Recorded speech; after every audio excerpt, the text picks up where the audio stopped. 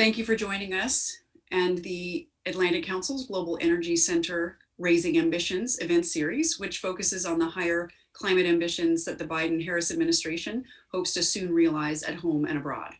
I'm Kathy Boffman-McLeod. I'm the Senior Vice President and Director of the Adrienne Arsht Rockefeller Foundation Resilience Center, a sister center to the Energy Center at the Council. And we are partners, and we are focusing on climate adaptation and resilience in our center. And we are well paired with the Energy Center, and I'm pleased to be here moderating today's panel. The series evaluates key technological and policies critical to helping reach the Biden administration's goals, emphasizes sectoral approaches to decarbonization, and highlights that countries are increasing their commitments to climate action, and features a session highlighting adaptation and climate resilience later today. The aim is to build momentum in advance of the United States Leaders Climate Summit, which is taking place this week, and encourage increased ambition from public and private sector actors. But I think there's some important context to set. It's sobering, and I think we have to be realistic about where we are. And when you look at the reports of the International Energy Agency's projections from Reuters yesterday, global CO2 emissions from energy are seen rising nearly 5% this year, suggesting the economic rebound from COVID-19 could be anything but sustainable for the climate, the International Energy Agency said on Tuesday. The IEA's Global Energy Review 2021 predicted carbon dioxide emissions would rise to 33 billion tons this year, up 1.5 billion tons from 2020 levels, in the largest single increase in more than a decade. This is a dire warning that the economic recovery from the COVID crisis is currently anything but sustainable for our climate, said IEA Executive Director Fatih Birol.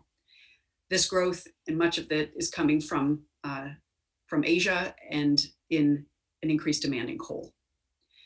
And so in that context, we'll focus in this conversation on how to accelerate the energy transition through increased investments in clean energy technologies. It's my pleasure to introduce our esteemed panelists: Francesco Gattei from ENI, a Chief Financial Officer. Thank you for joining us. Amos Hochstein, Energy Transition Investor and the former Energy Envoy for the Obama administration. Thank you, Amos, for joining us. Velina Karachova, Vice President at MSCI Research. Welcome.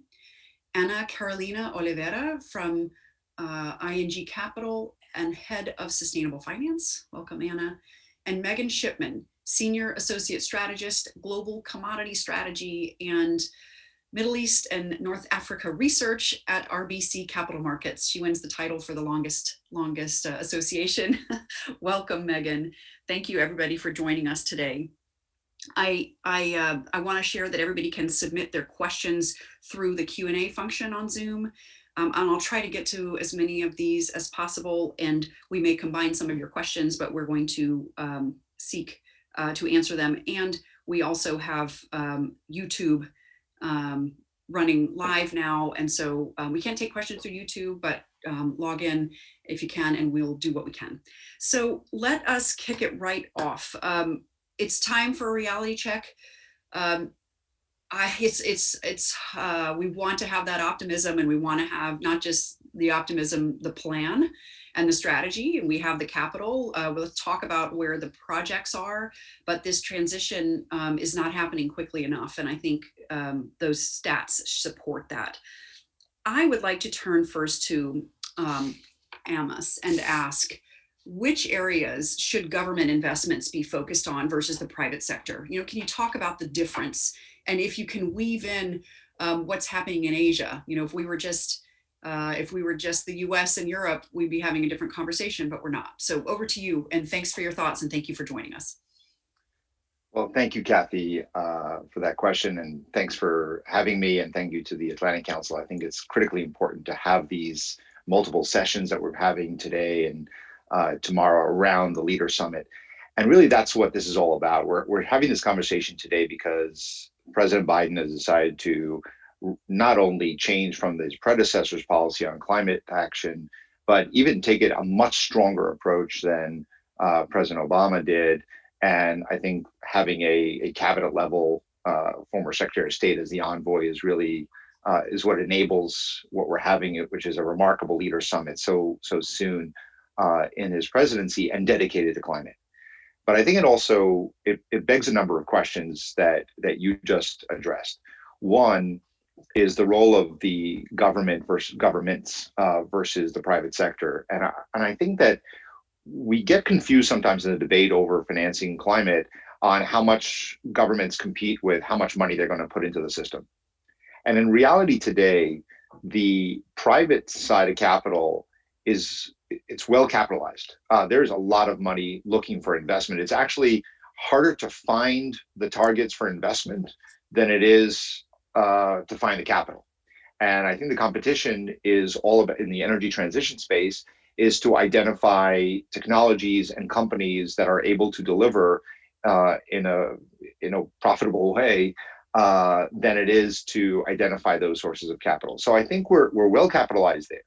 The government, however, has the responsibility, I think, to spend its money wisely. And I fully support what the United States is talking about doing today, which is significantly increasing the spend. But it has to be targeted towards the areas that the private sector is not going to do. And how to complement where the private sector is. And let me just address two quick things. One is specifically on the infrastructure side. There are areas that the private sector is just not going to pay for, is not going to finance. And if the government can identify those gaps of where the infrastructure is needed, whether it's upgrading the electric and grid infrastructure so that we can have a widespread EV electrification and charging stations across the country. If we can identify how to bring some of these technologies to market faster and to bring down the cost of capital rather than providing the capital, as well as at the end of the day, using the purchasing power of the government that allows some of those technologies to come to market much faster by the US government assuring that.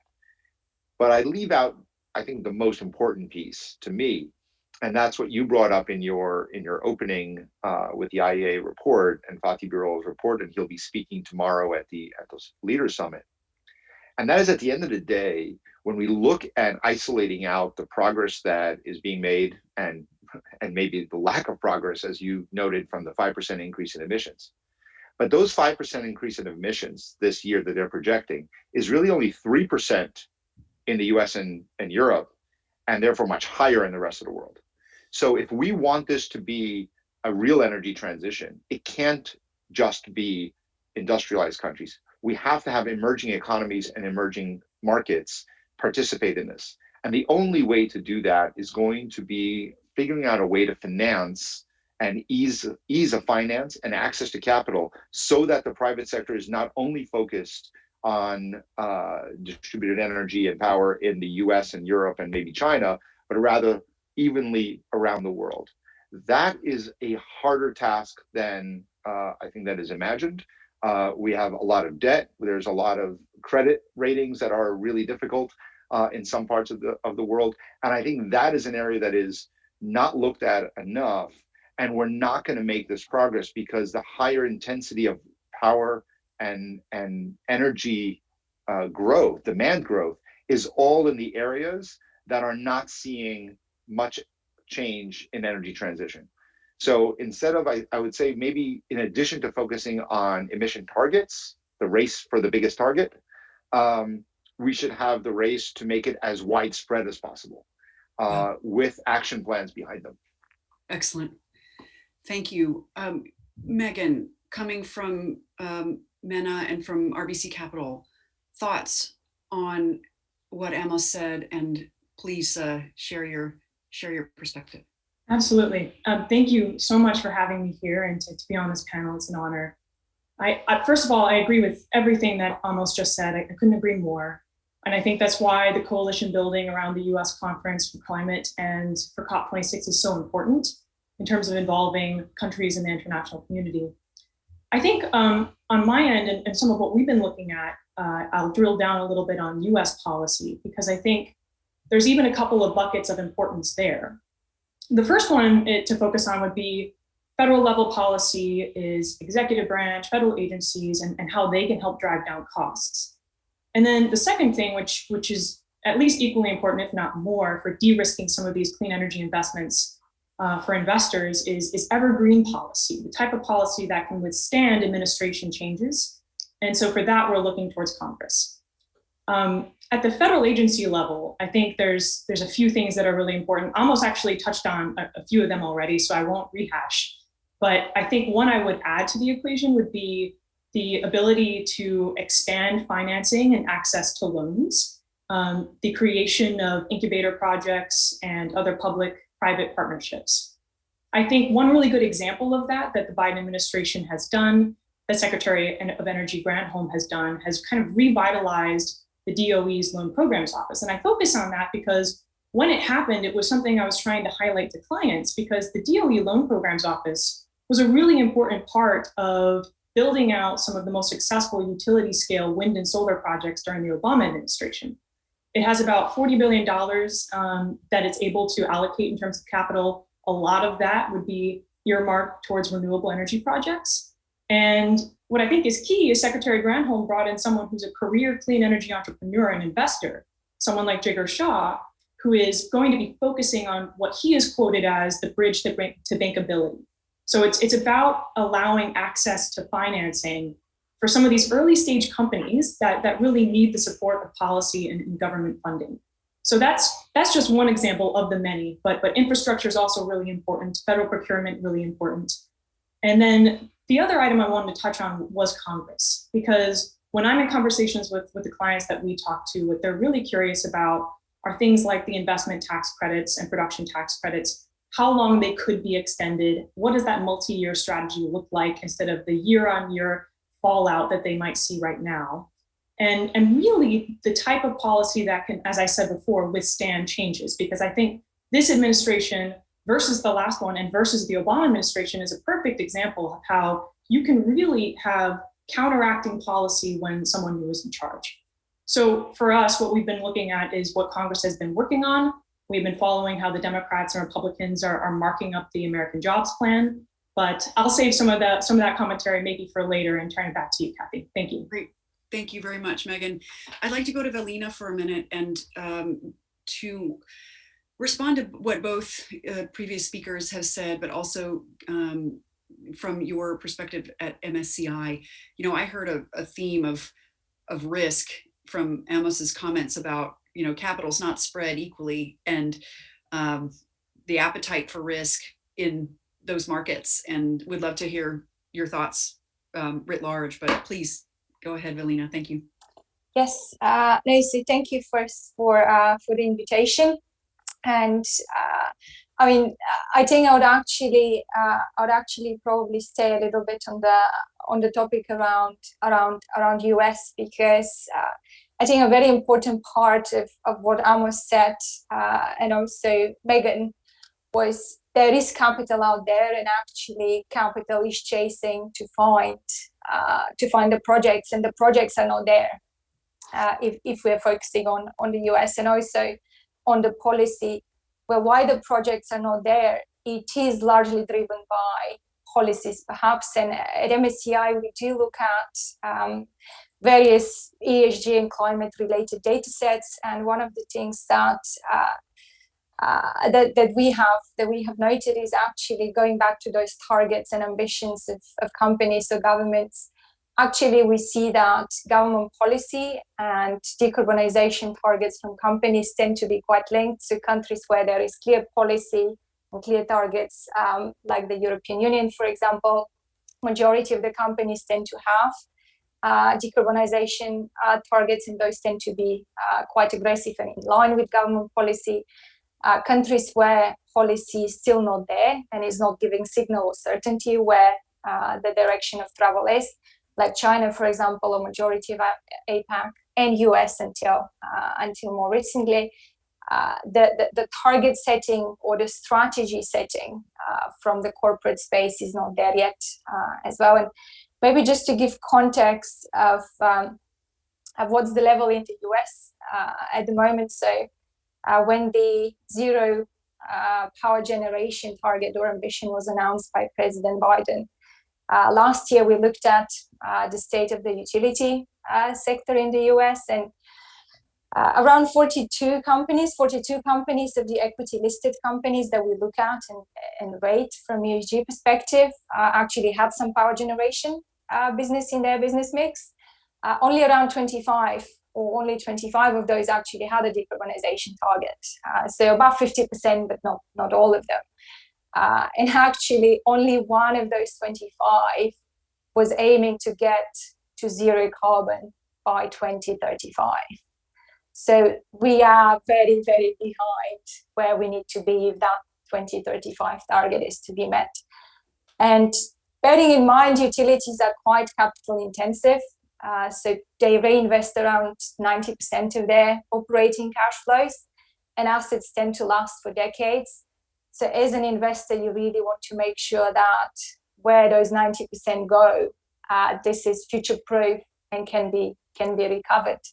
And this very much feeds as well into strategy and how companies are run. So I think it's not just the capital availability, but I mean having the assurance that that capital goes towards something that is going to last. Yeah, thank you very much. That's important, profound, particularly your point about, in one of our pre-conversations, one of you said there's lots of capital sloshing around, that it's not a capital problem, it's a project problem. And I'd like to turn to Francesco from an ESG perspective and a strategic perspective with sustainable finance and investing and ESG. How do we bridge that gap quickly? I mean, we're just not where we need to be, as Evelina just said. So over to you, Francesco. Thank you. Thank you, Kathy. It's a pleasure clearly for me to present a position of an energy company that clearly has a responsibility, and it is a part of the solution or a part of the problem, according with the different point of view. I think that what you said, that all the other panelists have said, are clearly a fact. The fact is that even notwithstanding all the various discussion, the target, the declarations, the policies, there is no plan. The plan means not just to fix target that are, let's say, designed on an Excel file or a nice presentation, but it is to align to this plan actions, feasible actions, economical impacts, and different options, because sometimes you select a path and then you discover that this path faces certain bottlenecks or certain hurdles, and therefore the escalation has to be postponed or delayed.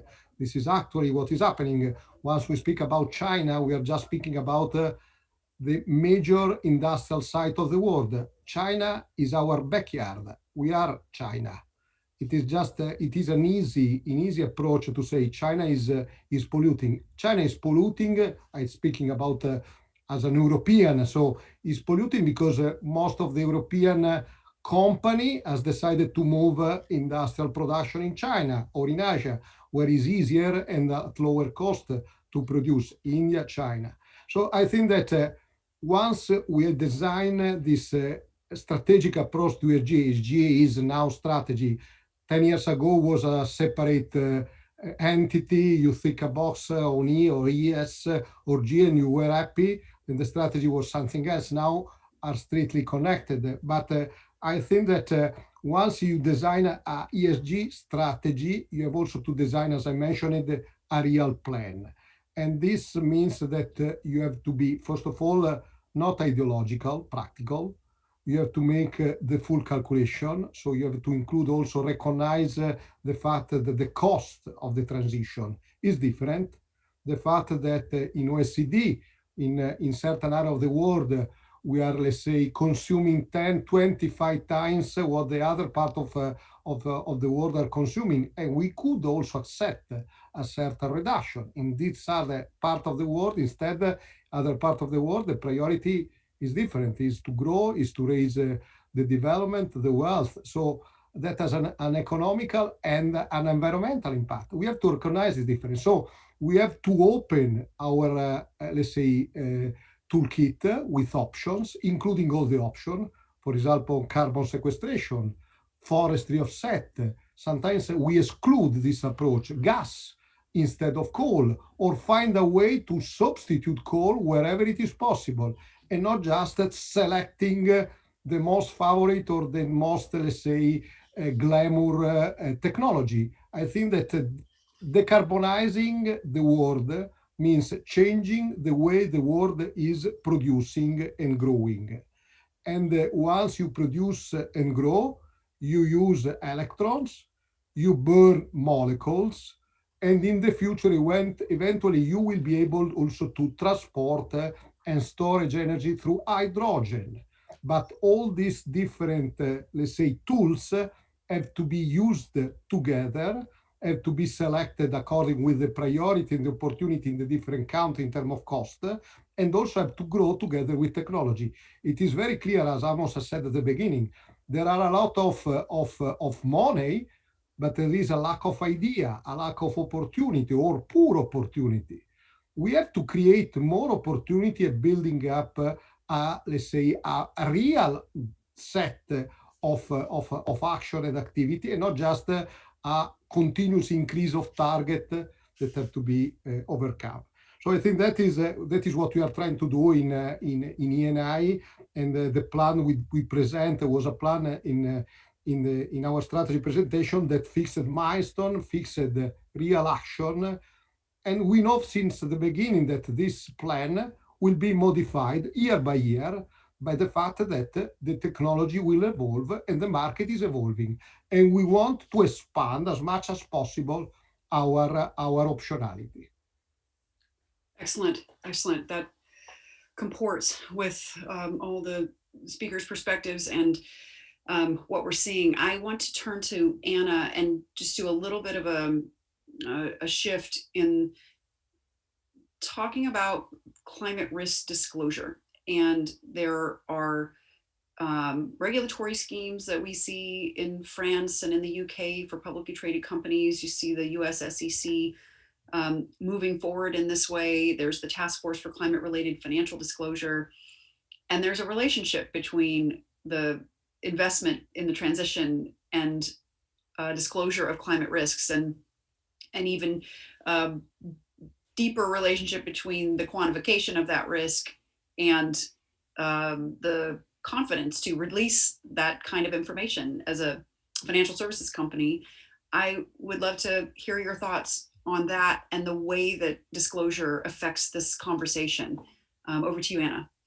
Absolutely. Thank you, Kathy, and thank you very much for inviting me. It's really a privilege to be speaking and hear all these very relevant and vital statements. I must say I agree with a lot that have been said so far. And Francesco, to your point, I agree that it's complicated. The problem is really global, the challenge we are trying to address. And it's very hard to come with one size fits all solution and setting standards that are expected to be followed in all different parts of the world equally is just not realistic at this point. So what we do at ING, for those of you who might not be familiar, we are headquartered in the Netherlands, so we are very much influenced and following what's happening in the EU, but still we are a global bank and we work with clients across the world. So in this space of the lower cost of capital, I just wanted to share a little bit, and I will get to the disclosure point, Kathy, but something that the EU has been pushing very strongly, as you know, the EU Green Deal and the efforts on the Build Back Better.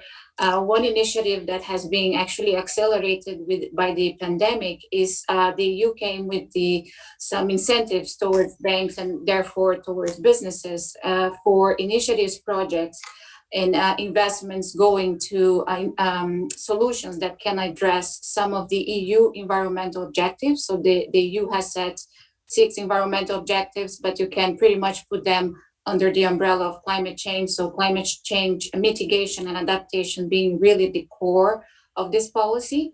And what the EU is pushing is really telling banks, if you are financing those projects that fits a set of criteria that contribute to a climate change mitigation objective, I'm willing to give you a lower capital requirement, or to permit that the bank can hold lower capital for those instruments. Consequently, if our cost of funding or capital is lower, we will roll that benefit and that incentive toward the transactions that we finance and there our clients are doing. So there is this really structural way to look at aligning incentives, which is extremely important. It's not one problem. It's not government versus private. It's really everybody has a role to play. So I thought it would be helpful to share that connotation. Now, going to disclosure, the only way really we see this being able to be tackled by a bank like ourselves is looking at the information. Information is power and knowledge is power. And the only way we have to improve our decision making, how we are trying to steer our portfolio in the energy transition is by having access to data. In one hand, we take the view that we need to engage. So we don't take really a position that some industries, unless it's something really extreme, must just be discontinued like that. And it's really a process. It's an incremental changes. So we really are of the view that we have to engage with the sector, carbon intensive sectors, and come with different plans in how a lower carbon scenario will look for them. And that's what we call it a Terra approach. We basically develop a methodology with a 2-degree initiative, which tries to calculate and see some targets in order to achieve the climate agreement goals, how each of those industries should be looking at cutting their emissions. And it's not only a number, I fully agree, setting a number is the first step. It's coming with a plan, a decarbonization plan, and the levers that bring you to achieve those goals. And that we look and talk to our clients on a regular basis, and we have intermediate goals, intermediate targets. And that's where data is so important.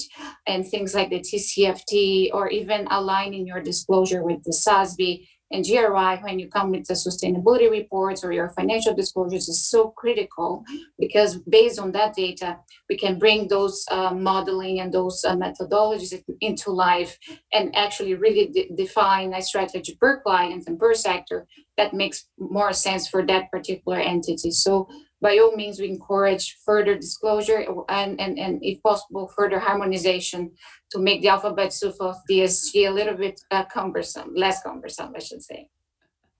I like the alphabet soup. That's a true statement. I would like to do a lightning round, which would mean a 1 minute or less answer. And I'm going to do 2 questions.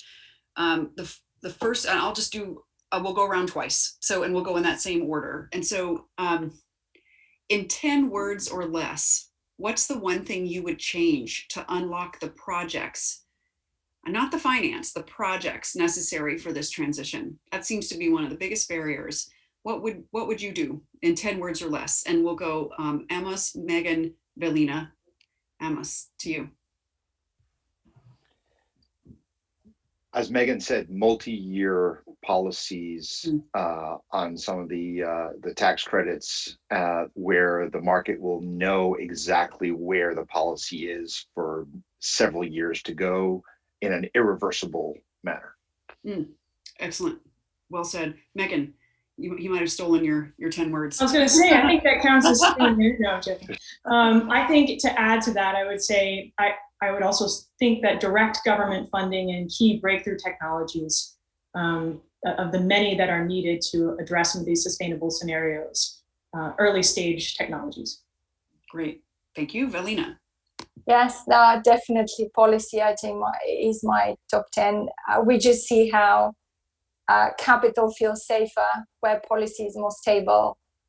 Companies feel more comfortable, and with utilities and all those carbon intensive industries, they invest for the decades. So policy certainty is just an absolute must. Essential. Great. Okay, Francesco, and then Anna. Yes, I think that a clear policy, long-lasting certainty of investment. I think this is we have to de-risk the transition. There are a lot of risk. I think that if you continue to add market risk to potential uncertainty on acceleration, slowing down, etc., you are just creating a mess. Excellent. I am going to go to Anna, and then I'm going to go back to Emma, who wants to just touch on something that was said prior, and I think it's important to go back. So Anna, what is the one thing you would change to unlock projects necessary for the transition, energy transition? I think I just repeat myself a bit on the harmonization. I think that definitely would help, and pricing the negative externalities. I think that speaks to the policy carbon tax. Bingo. you. I'm voting for that one. Ding, ding. So let's go back to Amos, who wants to talk about China for just a moment. I think it's worthwhile given what we see is coming down the pike. Amos, to you. Well, thanks, Kathy. And I was listening to Francesco and a couple of the other comments on, I think Francesco made it more succinctly on, we are China. It's our backyard. If we're gonna move move all the manufacturing to China. And I think it's actually more than just China. And I think that's an important point, but I'm not sure that I agree with the conclusion. I think we need to address mitigating that by creating an equality, to equalize the globe. And we started talking about this a few years ago. Europe took the lead on the border tariff adjustments and so on. And I think that's exactly, I'm not endorsing a specific prescription, but we need to look at making sure that we're not creating pockets of the world that are the junkyard for the decarbonization, and we can pretend that something is green. And I think that movement needs to happen on two layers. One is the policymakers that ensure that we cannot have a easy access into markets of dirtier sources, and that way put a cost on it in a way that prevents what Francesco is talking about. Second, I think as we talk about chasing projects, and I don't want to overdo it, there are plenty of new technologies and great companies that we're looking at investing in, and I think there's a lot there. It's just, the point is not that there aren't companies and technologies, there's just a lot of money that overwhelms the system. But I think the greening concept is moving upstream way ahead of regulators. And the market, that's happening in the market with regulators will have to play, and policymakers will play catch up. And what I mean by that is the demand in the market for a battery or for whatever it is no longer looking at just give it to me, I don't care how you made it, it's going to serve me in my energy transition technology. I want to know that your factory or that your data center or whatever it is, the sourcing the power to the facility is going to be green power, or is going to be net zero or net zero carbon power. So I think that as we move up the chain, that will be part of the solution to this as well. In other words, I want to look at my industrial scale storage, battery storage, or EV storage, and no longer look at just the end product, but know that the components are now made green. And I think that will push to connect to what Ana Carolina talked about, the disclosures now on exactly where is this coming from and what was the intensity not of the final product. And I think that will help fix that. And I think as investors, we are looking exactly at that space of how do I green some of these products? And we're starting now with areas that we can do. And once, as Francesco said, hydrogen, it becomes maybe more economic through scale, we'll be able to look at even more solutions to steel and plastic and other things. But I think those 2 points, I don't want to let that go, because yes, China and Turkey and other places are providing that junkyard, but it's on us to put both policies and investment in place that will prevent that from happening. Great, thank you. One more quick round. This one's 5 words. You've all been elected President of the United States. Congratulations. And the question is, what are you going to do? What is your first move as the US in tackling climate change? What are you going to do? 5 words. Why don't we go backwards? Anna. Be bold on your commitments and putting forward financing. Yes. Okay. I like that one. Francesco. Understanding complexity, energy complexity, environmental complexity, economical complexity. Sorry, it's one word more. That's good. It's good. Velina. I think what Amos highlighted, the supply chain, is something that definitely the problem is global. It cannot be solved just by the US. So look at the supply chain. Wonderful. Megan. I would say to deeply fund infrastructure build out and modifications to allow for clean energy technologies to play a part. Super, super duper. Okay, and Amos, back to you. Bring it home, baby. Provide credit gaps to allow developing countries to borrow from international facilities to finance major infrastructure build-outs. Fantastic. It's a great package of policy kickoff. I hope we hear it tomorrow. We're going to shift now to the Q&A, and we've got some questions in the line here. First one is from William Janis, adjunct professor at Fordham Law School. Since it has the One Planet SWF framework, are sovereign wealth funds a potential source of potential capital for green-centric infrastructure and renewable energy investments? Who would like to take that? Sovereign wealth funds, anybody working with them? Amos? Yeah, look, I think that the sovereign wealth funds are already playing a key role in this. In actually some of the sovereign wealth funds in the highest oil producing countries are transitioning the expenditure into investments in the energy transition space. I would connect it to what I said a little bit earlier, that as we tap a global, I think we need a, it's so overused, the whole Marshall Plan thing. So let's not use that. But somewhat of an IMF and an IMF of energy transition that comes in and provides capital to countries to do these kinds of, to partner with global companies that are not looking to invest in that country. This global fund that could be paid for through sovereign wealth funds and through a contribution mechanism that is equal on the one hand for distribution, but that the income is generated more by industrialized countries that will help support the rest of the world. I think there are plenty of technologies that are willing to go into places that are just not able to finance any of these projects. And we've been focusing on this for some time, and even the Obama administration, if I put my old hat on, even in India, it was really difficult after Prime Minister Modi entered the Paris Accords and committed to 175 gigawatts of solar and wind.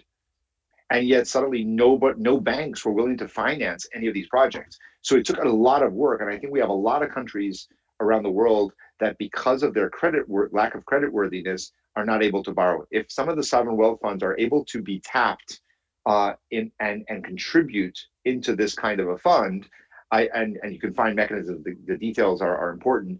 I think that would go a long way to help unlock some of these global developments. Great. Any follow-up thoughts from anybody? Yeah, I mean, I just want to add, this is, and again, I just wanted to add, I think, on this line of thoughts from Amos, I think for private banks, of course, we're a very small potato in this whole discussion. However, for us, the combination, the view that actually sustainability is linked to credit risk, and they should be looked together. So those climate risks should be reflected in the way we calculate our capital and the way we price our transactions. So the moment those things start to be more rolled out and universally done, there will be an economic incentive to fund and to support cleaner, because the intention is that, and the understanding is that those projects will become also better credit. So we are not quite there yet, and you see a lot of talks whether rating agencies, the traditional ones, credit rating agencies, are going to make the shift and bring, instead of having an ESG rating in the credit rating, one universal. So I think still wishful thinking, but there's a lot of discussions going that direction, and in our personal view, it's part of the solution is start looking at those things more comprehensively. Super. Next question is, corporates are signing large power purchase agreements that enable progress toward their financial and sustainability goals, but these contracts are built on a foundation of strong credit. Recognizing that there is plentiful capital seeking investments in renewables, what can the finance community do differently to unlock renewable energy for small and medium businesses or other organizations that desire renewable energy but may not have the credit rating? So this does come back to our conversation. We've hit this pretty strongly, but this specific question, what can the finance community do differently to allow for more scalable investment in renewables. Anybody want to take that one? MS? I think that there's actually renewable energy today is getting lower and lower cost. I think that it again goes back to country of origin. I won't belabor the point. In the US and in many countries now, you're looking at between 3 and 5 cents for renewable power. I don't think the issue is the access to, if renewable power is available to you through swaps or whatever, if you live in a certain state where you can get it. I think the cost is not as burdensome to negotiate a tariff on that. I think the bigger issue is outside of places, either outside of your county, state, or country where renewable power may just not be available. And therefore, that's when you have to go and do some more extraordinary measures, which would then require credit. And again, you can have stopgap credit through some of the regional banks. Super. Megan. I could add on really. Oh, yeah, please. Yeah, I was just going to call on you. Thanks. Oh, I was just going to say that I think that the securitized products industry can also be an add to that. You've seen a bit of an increase in solar asset-backed securities, which is a growing part of the industry. And I think to the extent that that type of financial vehicle expands is useful from the financial sector. Yeah, good. So this next question is about geopolitical risk. I recently met an old friend who has some incredible projects for decarbonization by helping oil refineries cut 40% of their CO2 emission in the energy sector. But he is Russian and all the problems that go with this, plus getting financing, of course. How does someone like this connect with Western finance companies? Is the USG open to working with these innovative technologies, even if they're not American? Amos? Former U.S. official. Speaking for the Biden administration officially right now.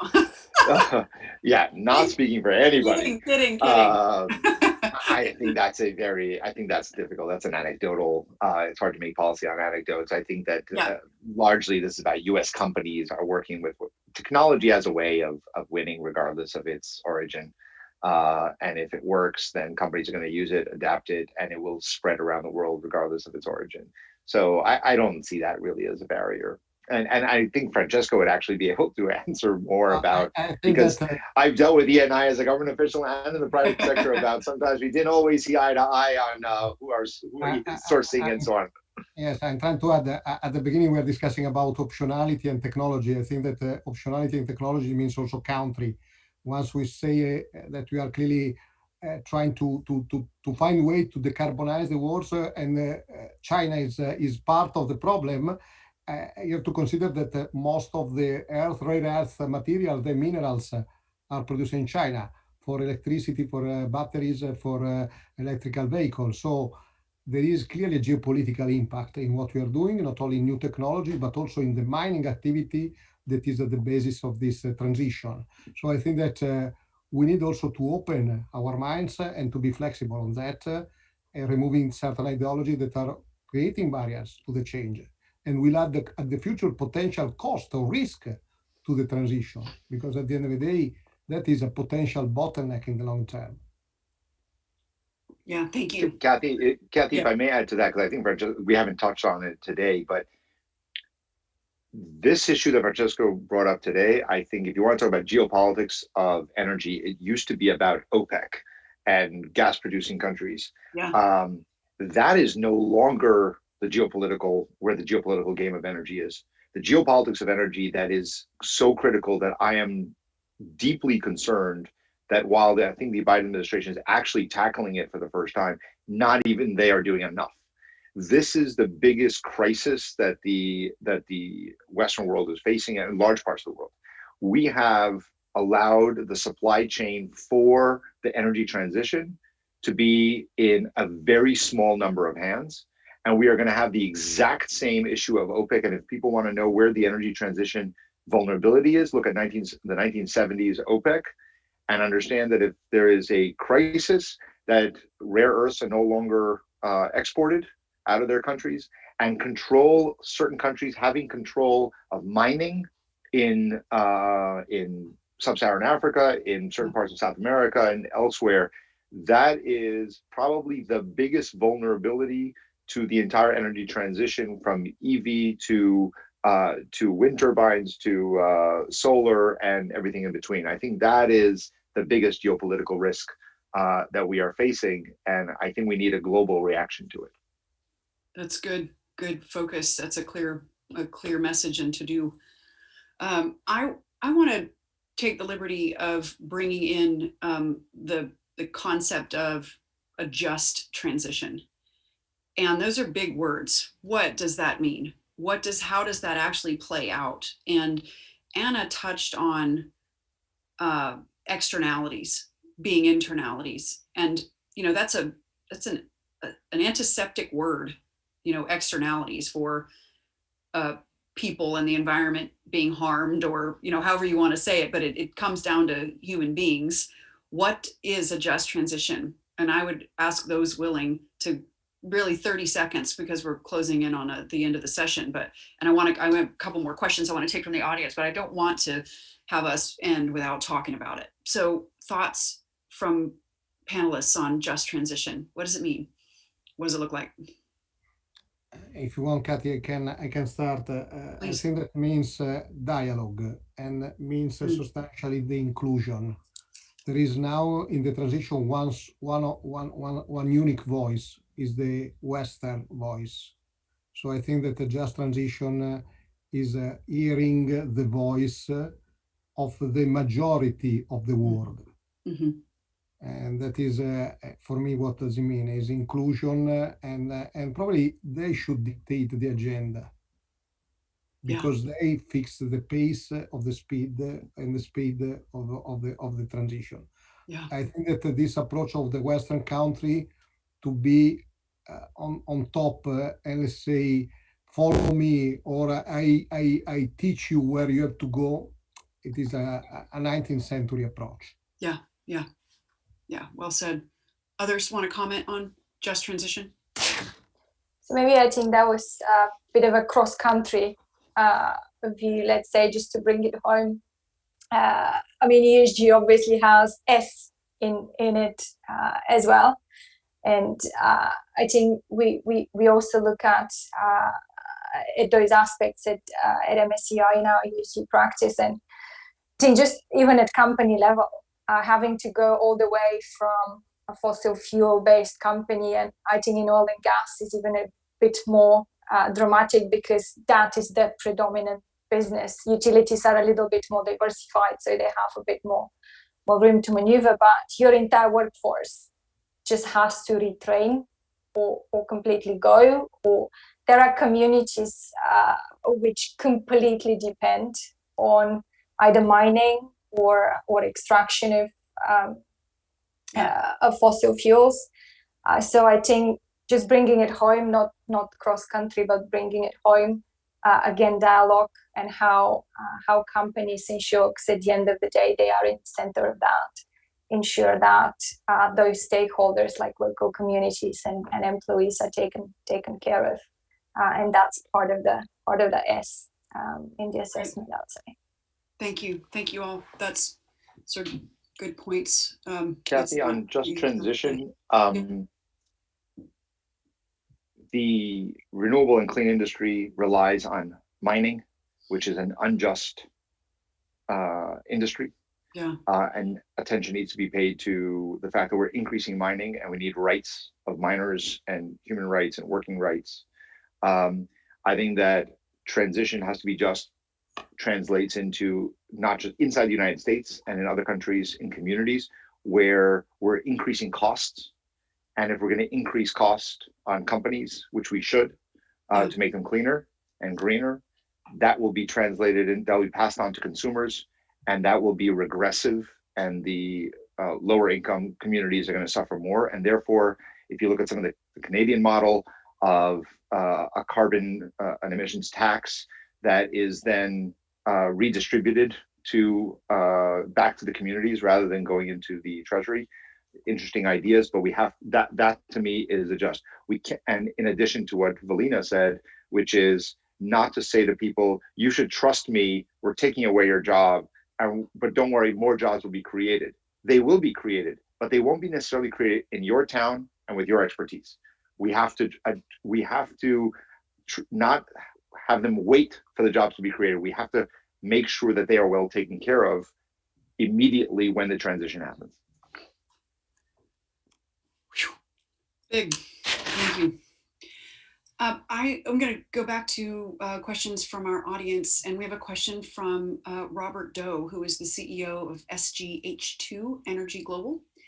And the question is, where should the price of carbon be to make a real impact for the implementation of renewable energy and green hydrogen? Who wants to take that one?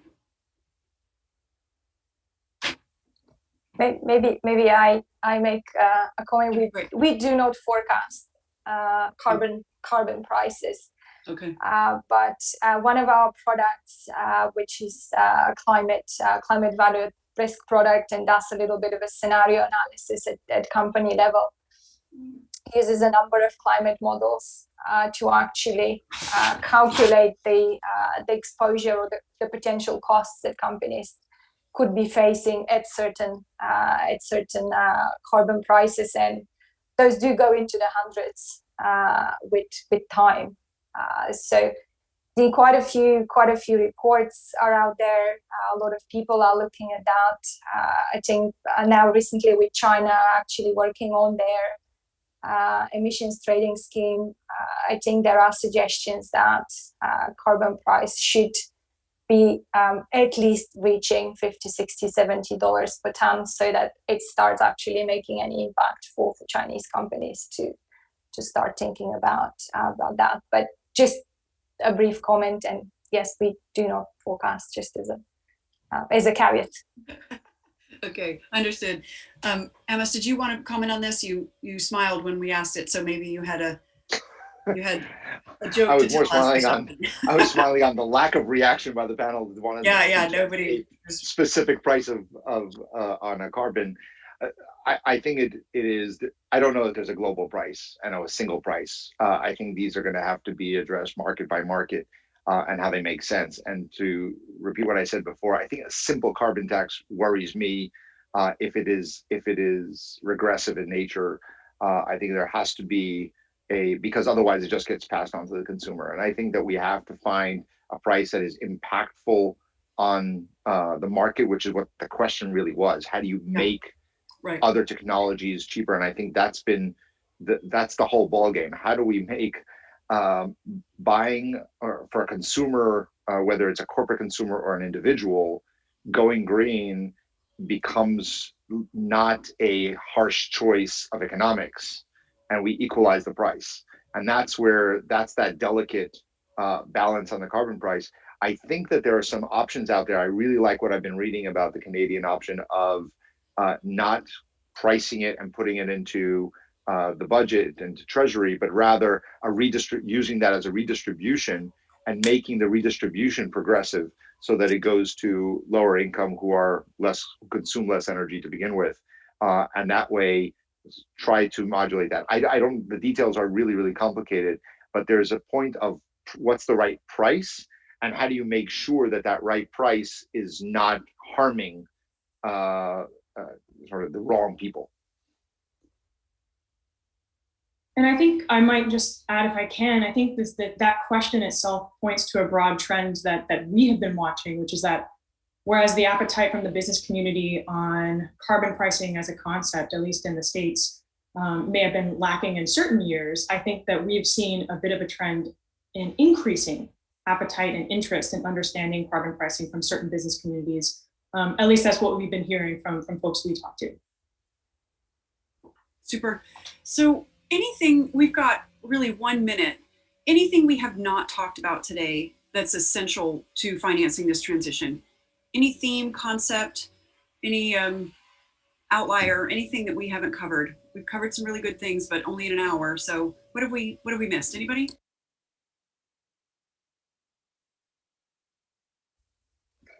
Okay. I'd probably say we focus from the investor community and the availability of capital.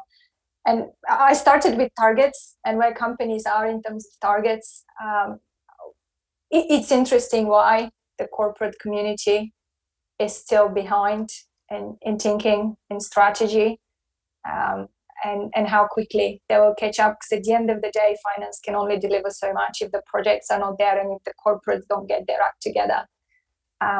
It doesn't matter how much money we throw at them. So it was good to have Francesco on the panel and give that positive thought from corporate perspective. Good. That's really clear. Well, we are wrapping up the session and out of time. I want to say thank you to everybody for tuning in, and to our brilliant panelists for joining us for a great conversation that I hope informs and inspires as we move forward. The reality is sobering, and there was a lot of moves that we need to make very quickly. So we'd also like to ask you to join us for other sessions in the Raising Ambitions series, Sustainable Minerals for the Energy Transition, today at 2:30 in a half an hour, speaking of minerals and the just transition. So that I'm sure will be another place to have that conversation. Also today, a particular favorite of mine, Raising Ambitions, Adaptation and Mitigation go hand in hand. That's at 4 o'clock. And we'll have Nigel Topping from the UK Climate Champions from the UNFCCC joining us to open it. And tomorrow, a fast thinking, rapid response from the Leaders Summit at noon. I want to thank everyone who helped put this together, including Zeynep Wironen, Laura Macedo, Roger Morales, Jennifer Monoloto, Patty Ryan, and Olga Kakova. Thank you for all that you did to make this smooth and easy. And this presentation is available on the Atlantic Council website, on YouTube, Facebook, Twitter. Share it with your colleagues. And thank you again for joining us at the Atlantic Council at the Global Energy Center. And may we all be successful and achieve this transition. Thanks for joining us.